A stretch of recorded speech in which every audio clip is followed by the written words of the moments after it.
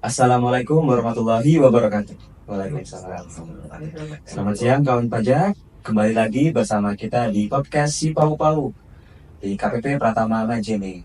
Ya, terima kasih kepada wajib pajak telah menonton video kita di YouTube KPP Pratama Majene ya, kakak ya. Iya, betul. Sekarang kita sampai di episode 4. Oke, episode 4 kali ini kita bahas apa ya? Jadi Kita mau bahas apa ya, aturan yang terbaru ya. dari Direktorat Jenderal Pajak, yaitu nomor PR5 tahun 2024 tentang perubahan atas Peraturan Direktur Jenderal Pajak nomor 17 tahun 2021 tentang bentuk dan tata cara pembuatan bukti pemotongan dan atau pemungutan pajak. Bagaimana bentuknya, isi, tata cara pengisian, dan penyampaian SPT masa bagi instansi pemerintah. Oke. Saya di sini bersama dengan dua penjual dari KPP Pratama Majene, dengan Kak Suhe. Dan bagaimana kabarnya Kak Suhe? Alhamdulillah sehat. Dan satu lagi dengan ibu kita, Bu Wahyuni. Wah, kok ibu sih kayak kesannya udah tua gitu, padahal masih muda. Oke. Oke. Untuk kawan pajak, mungkin kawan pajak bertanya-tanya ya, kenapa kok lagi muncul sih PR5 tahun 2024? Mungkin apa sih yang menyebabkan keluarnya aturan ini? Apa urgensinya bagi pemerintah? Begitu. Mungkin bisa dijelaskan? Oke, terima kasih Kak Fatah. Baik kawan pajak, terima kasih masih tetap setia menonton podcast Si Pau Pau. Nah, menjawab dari pertanyaannya Kak Fatah, apa sih yang melatar belakangnya terbitnya peraturan Dirjen Pajak nomor 5 tahun 2024 ini? Nah, kawan pajak, latar belakang terbit peraturan ini karena terdapat perubahan skema perhitungan yang diatur dalam peraturan pemerintah nomor 58 tahun 2023 yang baru terbit di akhir tahun kemarin, di mana dalam peraturan pemerintah ini memberikan kemudahan simplifikasi penghitungan PPh pasal 21 yang dirasa sebelumnya itu masih memiliki kompleksitas dan skema perhitungan yang bervariasi dibandingkan sistem pemotongan pajak yang lainnya. Contohnya misalnya PPh final, PPh pasal 23, PPh pasal 21 ini lebih kompleks nih Kak Fatah, sehingga menyulitkan wajib pajak dalam memenuhi kewajibannya, terutama di PPh pasal 21 tadi. Nah, latar belakang PR5 ini terbit juga merupakan aturan turunan dari yang tadi peraturan pemerintah nomor 58 tahun 2023, kemudian peraturan Menteri Keuangan nomor 168 tahun 2023. Jadi ini aturan teknisnya, Kak. Jadi intinya itu bagaimana cara menyederhanakan, menyimpulkan ya, di pemotongan pajak, pemungutan pajak. Jadi kira-kira sama yang sebelumnya itu perbandingannya apa? Bedanya apa kira-kira Kak? Saya nih. Iya, bisa jelaskan. Nah, tadi kan sudah disebutkan ya sama Kak Subhe. PR5 ini ada karena sebelumnya ada PP 58 dan PMK 168 tahun 2023. Nah, di mana perubahan mendasarnya itu ada dari sisi tarif berubah, kemudian kalau dulu menggunakan tarif pasal 17 berdasarkan PMK 252 tahun 2008 dan PR16 tahun 2016. Nah, di PR5 ini perubahannya yang pertama, penyesuaian bentuk formulir. Ya, itu untuk mengadopsi kebutuhan PMK 168 tahun 2023. Kemudian yang kedua, ada penambahan formulir bukti pemotongan bulanan. Jadi kalau yang sebelumnya itu kan tidak ada bukti pemotongan bulanan ya. Nah, di PR5 ini kita mulai ada bukti potong bulanan, namanya 1721 A3. Nah, itu sih perubahannya ada dua itu. Oh, jadi kan yang kita tahu cuma 17 A1 sama 17 A2. Betul. Yang itu tampilan ya? Ya, 17 A1. Nah, sekarang itu ada formulir 1721 A3. Itu bulanan ya? Bulanan. Kalau yang sebelumnya kan adanya cuma yang tahunan ya. Iya. 1721 A1, 1721 A2. Sekarang ada 1721 A3 tapi bulanan. Oh, itu kan 17 A3 itu baru ya? Itu nantinya apakah cuma ada di aplikasi Bendahara Instansi Pemerintah atau di wajib pajak biasa, apakah juga ada di situ? Nah, untuk A3 itu. Nih, biar saya jawab saja ini. Nah, terkait bukti potong 1721 tadi, 21 A3 ini kan sebelumnya sudah dijelaskan 21 A1, A2 dan A3 yang baru. Nah, khusus untuk bukti potong 1721 A3 ini hanya bisa dibuat oleh instansi pemerintah saja kepada ini sifatnya bulanan, dibuatnya bulanan bukan tahunan. Ini 1721 A3 ini bukti potong bulanan. Kalau tadi ditanyakan kalau wajib pajak biasa atau misalnya swasta, Iya. itu juga ada bukti potong bulanannya, namanya itu bukti potong 1721 angka Romawi 8. Nah di per 5 tahun 2024 ini sebenarnya kita membahas mengenai pelaporan SPT masa PPh pasal 21 bukti potong untuk instansi pemerintah. Ini per 5 ini khusus untuk instansi pemerintah. Kenapa instansi pemerintah ini kita bedakan dengan WP pada umumnya, WP yang lain, swasta, badan? Nah, karena instansi pemerintah ini ada kekhususan dari sisi aplikasi, mereka sebelumnya sudah menggunakan e-Bukpot, sedangkan dari non IP atau misalnya swasta itu masih menggunakan ISPT. Nah, untuk instansi pemerintah ini perubahannya pada aplikasi itu tidak terlalu banyak. Terkait dengan peraturan ini mungkin nanti ada yang bertanya mengenai bagaimana pemotongan ASN, terus ada juga yang non PNS, tapi ASN P3K, bagaimana pemotongan khusus setiap bulan, mungkin ada yang nanya nanti dari wajib pajak gitu. Oke, itu berarti hanya untuk instansi pemerintah saja ya? Betul. Karena kan sekarang pakai e-Bukpot ya, instansi pemerintah. Nah, itu di instansi pemerintah itu kan bukan hanya PNS ya? Nah, mungkin ada yang TNI Polri. Nah, itu apakah hanya untuk itu? Apakah ada mungkin untuk honorer atau sekarang PPNPN? Apakah hanya untuk ASN TNI Polri saja?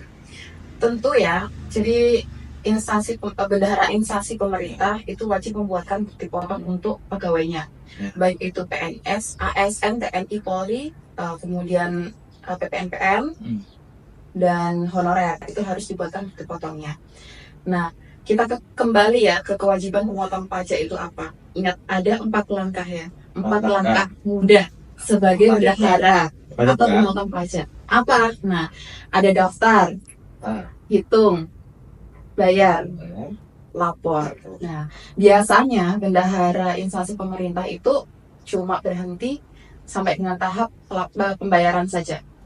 Bayar saja? Ya, padahal masih ada satu kewajiban nih yang nggak boleh dilewatkan, yaitu pelaporan gitu. Nah, menghitung pajaknya itu ya termasuk menghitung pajak pegawai yang dikenakan tarifnya 0% maupun yang pajaknya Rp0, itu harus dibuatkan bukti potongnya, menghitung sekaligus membuatkan bukti potong. Ya, kemudian setelah dibuatkan bukti potong, pada saat kita buat bukti potong kan di aplikasi DJP online langsung otomatis muncul jumlah pajaknya kan. Betul. Nah, kemudian pajak besar pajak yang muncul di DJP online lah yang kita bayarkan ke kas negara. Cara bayarnya gimana? Kita buatkan kodenya dulu, kemudian kita bisa bayar ke kantor pos, ke bank, atau bisa pakai mobile banking. Atau bisa kita juga bayarnya melalui Tokopedia, Shopee, ya, e-wallet kita. Ya. Kemudian yang terakhir nih, yang keempat, lapor. Ya. Termasuk bukti potong yang dikenakan tarif 0% maupun yang pajaknya nihil tadi. Itu wajib dilaporkan juga? Wajib dilaporkan, nggak boleh enggak. Jadi meskipun pengenaan tarifnya 0%, pajaknya 0, tetap harus dilaporkan. Kan kadang-kadang ada yang bilang kan saya pajaknya 0, saya nggak dikenakan pajak, kenapa harus lapor? Nah, itu. Jadi tetap wajib lapor gitu. Iya, ingat 4 langkah tadi. 4 langkah, berarti daftar, hitung, bayar, dan lapor. Dan jangan lupa ya kawan pajak, khususnya di instansi pemerintah, 4 hal langkah mudah tadi ya. Oke, tadi sudah dibahas ya untuk siapa A3-nya. Nah, kali ini tuh A3 itu untuk penghasilan yang dikenakan pajak apa aja. Kan kita tahu PP 21 ya, untuk apakah ada pajak yang lain atau bagaimana, bisa dilihat. Saya ini. Iya. Jadi ganti-gantian nih kita ganti-gantian tiap biar adil. Jadi Kapata dan kawan pajak semua, bukti potong 1721 A3 ini dipotong atas dibuat atas penghasilan dari pegawai tetap yang menerima penghasilan rutin dan teratur setiap bulannya untuk ASN, TNI maupun Polri. Kan kalau misalnya penghasilannya dari sebagai pegawai tetap itu kan merupakan PPh pasal 21. Ya, betul. Jadi 1721A3 ini untuk PPh pasal 21 saja atas penghasilan yang rutin, teratur, tetap setiap bulannya. Nah, kan mungkin ada yang bertanya, kalau di instansi pemerintah kan sekarang itu bukan cuma ASN, TNI, Polri, bukan cuma PNS, ada yang namanya PPNPN, P3K. Ini bertanya, itu bukti potongnya bagaimana yang setiap bulannya? Ada juga Kak, tapi itu bukti potongnya namanya formulirnya 1721 B1. B1. B1. Tapi yang untuk 1721A3 ini untuk penghasilan rutin, teratur. Jadi untuk yang rutin dan teratur. Ya, Contohnya ya ASN, TNI, Polri ya. gaji kita yang Gaji kita, setiap ya. bulannya itu Iya. dipotong menggunakan 1721A3. Jadi ada dua nih yang bulanan, 1721A3 dan 1721B1. A3 itu untuk PPh 21 penghasilan rutin ya. Mungkin bisa dijelaskan ya gambaran sedikit tentang mengenai PPh 21 ini tentang TER ya, Iya. baru ya. Mungkin bisa dijelaskan sedikit Kak ini ya. Oke. Nah, kita harus tahu dulu nih kawan pajak, subjek, objek, Ya. tarif. Subjeknya apa PPh 21 ini? WPOP dalam negeri. Ya. Kalau luar negeri, PPh pasal PPh 26. 6, betul.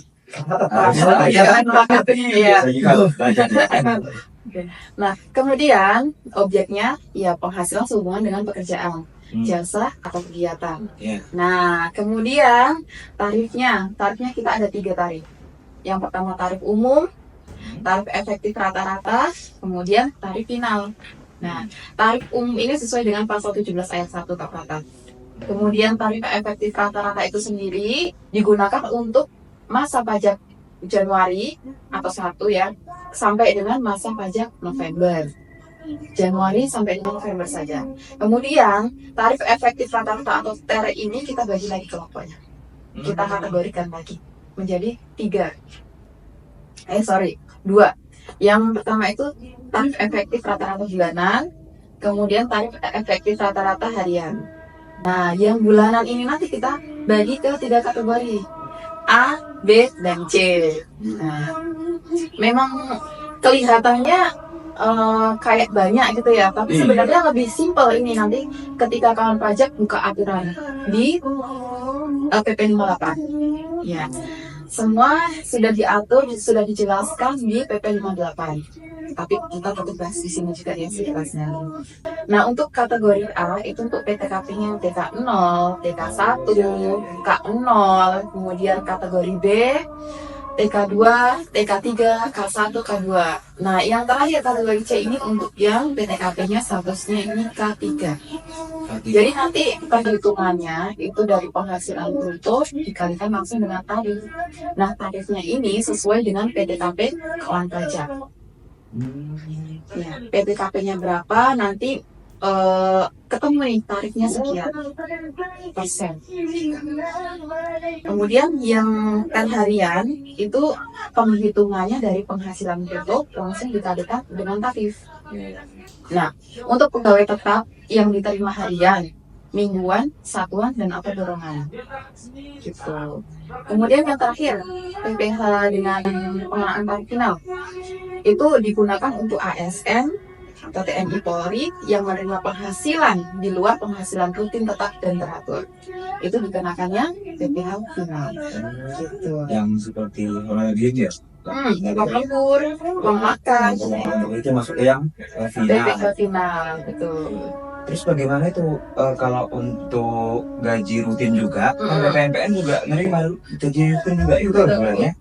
Nah itu bagaimana perlakuannya untuk ternyata Untuk penghasilan Iya, penghasilan dari dia. 3 KPPN ini ya. betul.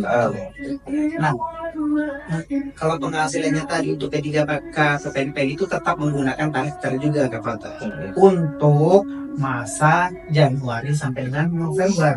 Ini artinya selain masa pajak terakhir selain bulan Desember. Jadi gaji penghasilan rutin lainnya dari P3K PPNPN ini menggunakan tarif terbulanan dari untuk masa Januari sampai dengan November. Nah, nanti di masa pajak terakhirnya, misalnya bulan Desember itu menggunakan tarif umum sesuai dengan pasal 17.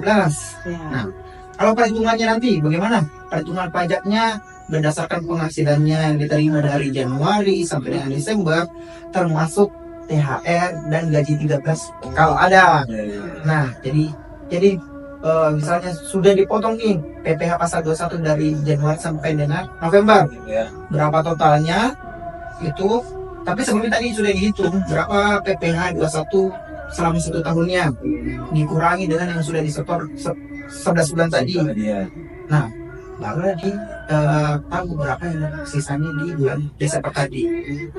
Dan termasuk pun kalau misalnya ternyata untuk P3K itu pajaknya atas THR dan gaji 13-nya itu ditanggung pemerintah, di situ ya dihitungkan semua. Jadi sama Kak Fatah untuk ASN, TNI, Polri maupun P3K, PPNPN itu bisa menggunakan tarif efektif rata-rata untuk masa pajak Januari sampai dengan November. Kemudian yang masa pajak terakhir Desember dihitung sesuai dengan tarif pasal 17 ayat 1. Berarti langsung digaji selisihnya berapa dibayar ya? Iya betul. Nah itu tadi ini tentang gaji 13 sama THR ya. Benar juga ya. Nah itu perlakuannya bagaimana untuk yang penghasilan gaji 13 atau yang THR? Tadi kan sudah disinggung juga itu gaji 13 dan THR ini kan sifatnya DTP ditanggung pemerintah. Nah, nanti untuk ASN, TNI, Polri itu masuk ke bukti potong 1721 A3. Kemudian yang untuk PPNPM dan P3K masuk ke 1721 B1. Tarifnya sama dengan tarif tes bulanan yang biasa itu. Terus mengenai apa ya tarifnya ya? Apakah itu ada yang beda atau bagaimana, bisa dijelaskan mungkin? Sebenarnya mungkin Tarif apa ini, Pak? saya tarif kan ada 3 kelompok tadi ya. Oke. Nah, itu bagaimana tarif contohnya? Oke. Nah, terkait tarif tadi yang dijelaskan kayak ini kan ada beberapa tuh tarif tuh. Nah, kan tadi ada tarif umum. Sebelumnya itu mengenai tarif ini sebenarnya untuk PPh pasal 21 ini semakin tinggi penghasilannya maka semakin tinggi tarifnya. Itu namanya tarif progresif. Nah, ASN, TNI, Polri menerima penghasilan tetap teratur, penghasilannya dipotong menggunakan TER dan PPHN DTP. Ada 2 tuh tadi. Nah, selain ASN, TNI, Polri yang menerima penghasilan di luar penghasilan tetap teratur itu dikenakan PPh dengan tarif tarif secara final ini yang contohnya tadi uang makan, honorarium. Nah, tarif umum ini tarifnya itu dari 5% sampai dengan 35% sesuai dengan jumlah penghasilannya.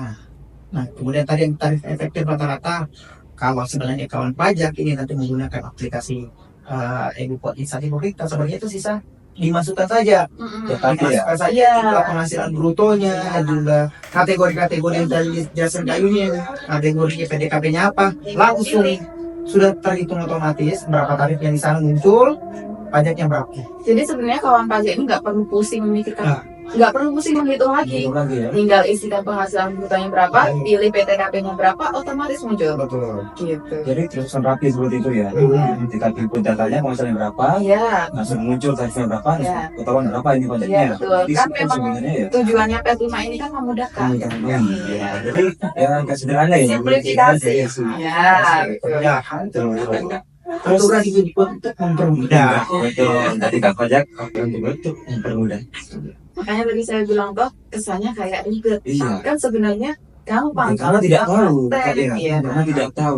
Jadi ya kita harus kita harus belajar ya. Gitu. Bagaimana kita adain podcast ini. Makanya upload terus. Oke, selanjutnya ini kira-kira apa perbedaan ketentuan dengan wajib pajak instansi pemerintah dan wajib pajak yang biasa atau swasta? Kalau secara umum itu sama Kak Fatah. Ya. Cuma untuk instansi pemerintah, kalau penerima penghasilan adalah ASN, TNI, Polri, nah terhadap penghasilan yang diterima secara rutin, tetap dan teratur, itu PPh pasal 21-nya DTP. kita pemerintah. Nah, kecuali untuk penghasilan yang diterima selain tetap teratur. Nah, itu PPh pasal 21-nya bersifat final, non DTP. Nah, ada juga nih instansi pemerintah yang menerima penghasilan, yang penerima penghasilan itu ada PPNPM, kemudian PPNPM dan P3K. Nah, terhadap penghasilan yang diterima setiap bulan itu tidak DTP, tapi atas THR dan gaji 13 itu DTP, itu yang sudah dijelaskan KPK. Nah, untuk WP biasa atau swasta nih, penghitungan PPh pasal 1-nya, PPh pasal 21-nya sama menggunakan tarif TER untuk masa pajak Januari sampai dengan November, dan tarif umum di masa pajak terakhir, dan dia tidak DTP. Itu bedanya, kalau swasta tidak DTP, tapi kalau instansi pemerintah DTP. Ada yang DTP, ada yang tidak. Ya, tergantung. Itu ya pelakonnya ya. Oke, kawan pajak. Terus ini kita mungkin tadi dengar TER, jadi kita sudah jelas mendengarkan TER ya. Dan mungkin bisa dijelaskan secara singkat mungkin ya penjelasan mengenai TER-nya. Kesimpulannya. Contohnya atau bagaimana ya? Ya, Kesimpulannya. Ya. mungkin dari tadi juga kawan pajak dengar TER, Iya. apa itu TER? TER itu kawan pajak TER itu merupakan tarif efektif rata-rata, makanya disingkat TER. TER tadi kan sudah dijelaskan sama Kayun, itu ada dua, ada TER bulanan, ada TER harian. Nah, pertama tadi untuk TER bulanan ini digunakan untuk pemotongan atas penghasilan yang dikenakan PPh pasal 21, penghasilan yang rutin tetap teratur yang diterima oleh ASN, TNI, Polri maupun pensiunannya yang diterima setiap bulan selain masa pajak Desember, artinya itu Januari sampai November. Oke. Nah, kemudian ada tarif efektif harian, digunakan ketika memberikan penghasilan kepada pegawai tidak tetap yang menerima penghasilan harian, contohnya satuan borongan itu. Nah, cara perhitungannya itu penghasilan bruto hariannya berapa dikali dengan tarif-tarifnya. Masuk di aplikasi e-Bupot instansi pemerintah, masukkan itu, sudah selesai, mudah. Jadi tarifnya itu bertingkat ya mungkin ya, berdasarkan penghasilannya sampai PTKP ya. Jadi kawan pajak untuk mengenai TER ada tarifnya. Kalau seumpamanya input di DJP online di e-Bupot itu langsung keluar. Jadi kita tidak usah mencari apa. Ya, maksud kategori apa? Enggak. Jadi tinggal input data. Jadi untuk beberapa instansi pemerintah khususnya jangan lupa input ya di e-Bupot ya. Itu memudahkan sebenarnya, memudahkan. Jadi oke, kita sudah selesai ya pembahasan kita.